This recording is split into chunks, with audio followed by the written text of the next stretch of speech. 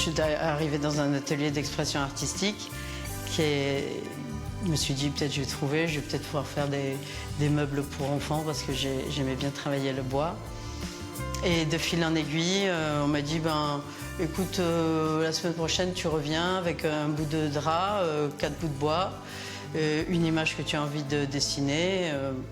Donc j'ai griffonné quelque chose qui était pour le coup vraiment en lien avec la mer. Et comme ça, quelques temps après, un ami me dit on va s'inscrire aux Beaux-Arts. Et moi, j'y suis restée. Et je crois vraiment, dès le deuxième cours, peut-être sans exagérer, dès le deuxième cours, j'ai commencé à travailler sur des formats de ma taille, d'ailleurs, exactement. C'est devenu une évidence extrêmement simple.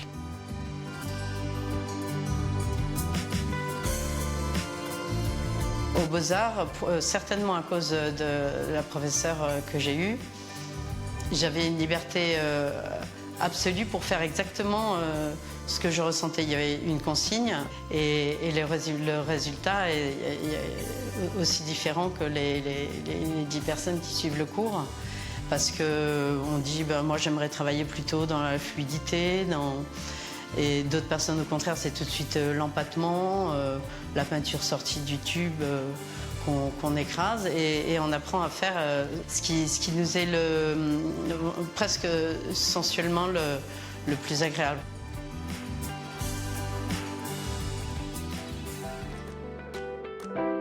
C'est à Pantadik à son superbe village familial, qu'Alexandra a décidé de poser ses valises et de créer son atelier. Après un parcours riche en expériences artistiques, tout comme en expériences de vie, après avoir parcouru le monde et vécu 7 ans sur un voilier, c'est dans ce havre de paix que l'artiste décline à l'infini cette couleur bleue qui l'obsède. Ce bleu de Prusse qui s'impose dans 90% de son travail. Quand mon travail touche le spectateur, le regardant, ça me satisfait. J'ai pas atteint mon but parce que je n'en ai pas, puisque d'abord je peins par nécessité, quoi. Comme on extrait le jus d'un citron, j'ai besoin d'extraire de moi les choses. Après, on peut me dire qu'au contraire, il y a beaucoup de calme, enfin qu'il y a des gens que ça apaise de regarder mon travail. Et il y avait 2 femmes qui rentraient dans l'expo, comme assez souvent, et qui discutaient, qui marchaient, en ne regardant quasiment pas tout ce qui était exposé, qui marchaient, puis tout d'un coup, il y en a une qui s'est arrêtée, qui s'est tournée, et vraiment, elle a changé d'état physiologiquement. Je pense que vraiment, à l'intérieur d'elle, elle a été saisie et probablement apaisée. Alexandra est née à Casablanca, une enfance baignée par le soleil et la lumière du Maroc. Elle y développe une passion pour la mer et la liberté. À la fin du protectorat, sa famille s'installe à Paris. Elle y fera ses études, puis rencontrera son mari avec leur petite fille de 3 ans. Ils décident de partir vivre 7 ans sur un voilier. À la suite de cette expérience peu commune, Alexandra cherche son mode d'expression artistique. Douée pour la danse et l'écriture, c'est la peinture qui s'imposera comme une révélation. Après ses études aux Beaux-Arts de Sète, elle enchaîne les expositions et explore différentes techniques sur toile et sur papier. Cette pièce, l'atelier, c'était juste une cour que j'ai fait couvrir pour en faire mon atelier. Et je me suis installée là parce que j'avais...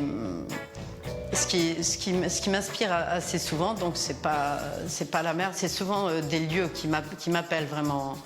En une seconde, j'ai envie de... Il y a une série très importante que j'ai produite,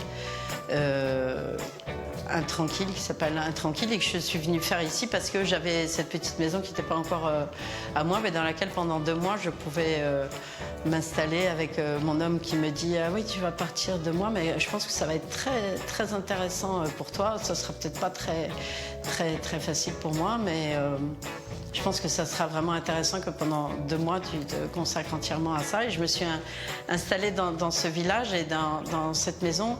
Et dans ce havre, je suis en même temps dans ce cocon familial dans lequel je suis depuis 1963 avec ma famille, donc depuis très longtemps. Et tout en étant complètement seule, dès que je sors, il y a des gens que je connais depuis toujours. Donc à la fois très, très familier et en même temps très solitaire. Et là, je suis vraiment dans un petit cocon dans lequel je m'épanouis.